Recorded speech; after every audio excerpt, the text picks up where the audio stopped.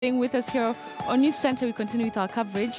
And before we continue with the conversation that we are having before the break, I just want us to go to Narok, where my colleague Chris Thairu has been holding fort. Chris, thank you very much for joining us.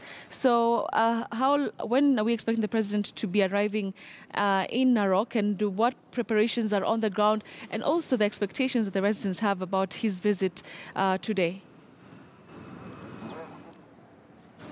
Well, Betty, we have information that President Uhuru Kenyatta and his deputy have just left Nairobi, and in 30 minutes or 45 minutes or so, they should be in Narok County. But they're starting the first rally in Mau Summit, that region, before they come to Narok town, which will be the final rally. And I'm privileged to get to at least have Dr. Sangoka, who was nominated by the Jubilee Party in the National Assembly to represent people with disabilities, that is in the 12th National Assembly. And of course, welcome to KTN News. Maybe briefly tell us, what are the preparations and when do you expect the president around this Narok town?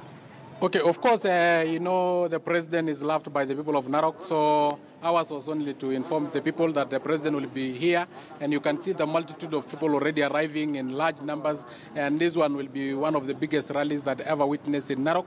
The president will have to visit Ormekenyo, and then to Motiok, and then to next to Mara, Ololaimutia, before coming to Kisiriri to commission the road that connect Narok and Nakuru. And then later on hold a very big rally in Narok Stadium, where all the clans of Maasais and all the tribes that live in Narok are quite represented, because we love our president, and we know that last time in 2013, Raila had won with a margin of 8,000 votes.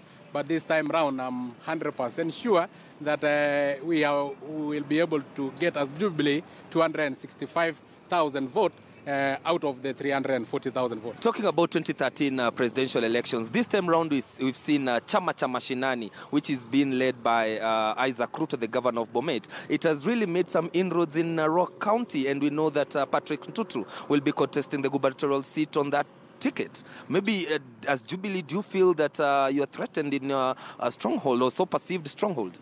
If you are talking of inroads made by CCM, probably you are talking about inroads in terms of noise making, because they are very noisy characters that are well known, and they are characters that can never follow one direction.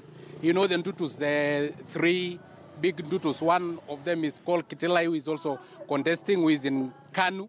There is another one called Patrick Ntutu, who is in NASA, and then there is another one who is a senator currently by the name Kanyinge Ntutu, who does not even know where he belongs. At the moment, we don't know if he belongs to NASA, whether he belongs to Jubilee.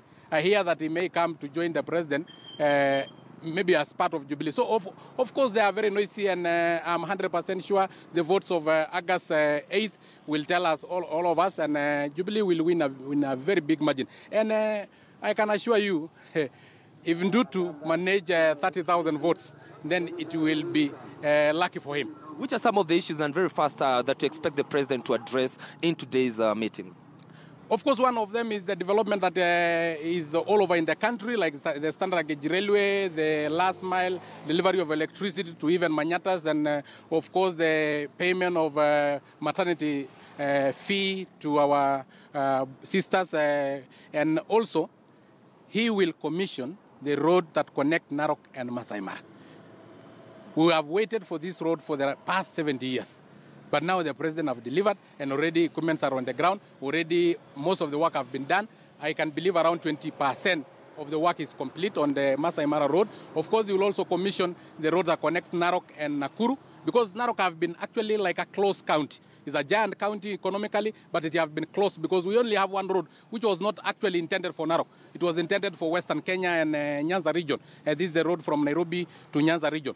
So that road was not actually intended for Narok. So as Narok, we have never had any tarmac road. But currently, we have Naragiangare tarmac road, we have or Mekenyu tarmac road. We have around 3 complete already tarmac road, and 2 of them are on progress. My final question will be, talking of Masai Mara, it really brings a lot of resources and revenue to Narok people. But those in opposition have been claiming that those resources really go to a few individuals led by the governor, Samuel Tunai. Maybe how can you talk about, or how can you defend these? That is a wrong perception, because we know whoever is complaining by the name Dutus, of course, have Orkiombo, which is a part of Mara, and they had grabbed when they were in power. So, of course, they'll have to claim, because they have to fight for their own stomachs, and I'm 100% sure if today Tunai accepted to deliver Orkiombo to them, they will actually start saying that they don't have papers, they are not qualified to contest for the... So their board of contention have been Orkiombo, their board of contention was this Narok Stadium that will be today, because they were subdividing it into plots. Of course, they have already sold Canal Petrol Station, which is next to the stadium, that is in Tutus. They have already sold Midrock, which is also close to the stadium, and they were actually encroaching into the stadium. Until then, Tunai came and told them that it is not possible, and that is why they are fighting the incumbent. And I'm sure the Narok people can actually tell, and they can differentiate the difference between the grabbers and those who are claimed to be grabbers and are not grabbers. Of course, that final decision will rest with the people and the voters of Narok County. Well, thanks a lot.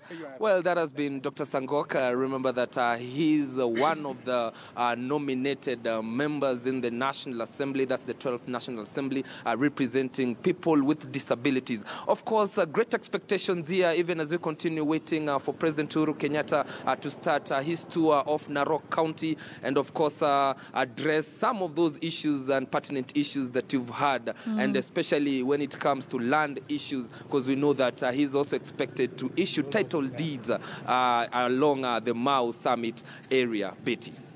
All right, thank you very much, Chris Thairu, for that conversation there. Chris Thairu is joining us, like he mentioned, live from Narok, where the president is taking his campaigns today, and he's going to be updating us on what happens there throughout the day here on KTN News. All right, so I want to go back to our conversation. It was a heated one, and of course,